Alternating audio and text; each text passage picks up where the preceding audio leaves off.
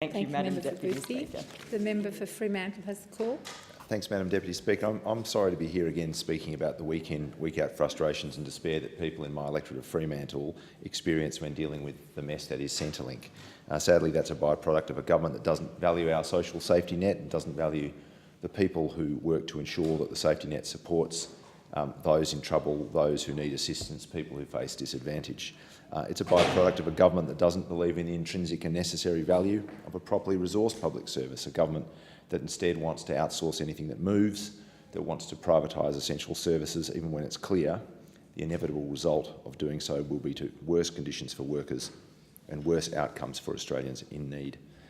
Deputy Speaker, these issues are not new.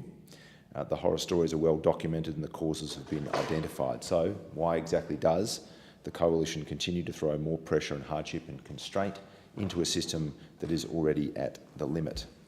Deputy Speaker, last month my office assisted an 18-year-old university student who'd been waiting 6 months for a decision in relation to her youth allowance application. During that time she'd visited Centrelink twice in person, attempted to call the student hotline more times than she can remember. And on one occasion, a Centrelink staff member, who was understandably close to the end of their tether, conceded that staff were pulling overtime to try and get through the unprecedented backlog of claims. What makes all this even more absurd is that the young woman's sister, her twin, in needless to say identical circumstances, had received her youth allowance within a couple of months. You really couldn't write some of this stuff.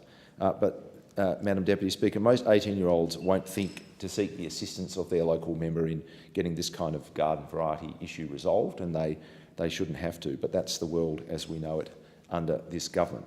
And let us be completely clear. Staff in Centrelink around Australia work very hard, but they have been treated badly. They've been let down, they've been undermined.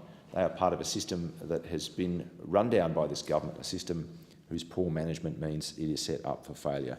Centrelink staff and members of the Mighty Community and Public Sector Union have been put in a position where they must make the best of a very bad lot.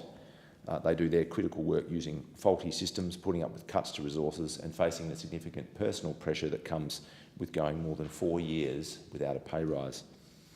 To make it worse, in just the last 12 months, 2 separate ministers have moved to outsource thousands of Centrelink jobs, further undercutting working conditions, further eroding service quality for people who need help. Madam Deputy Speaker, the people in my community, I should say, and I think people around this country who are supported through Centrelink have been worn thin by the neglect of this government, which has gone out of its way to damage our social safety net. I thank the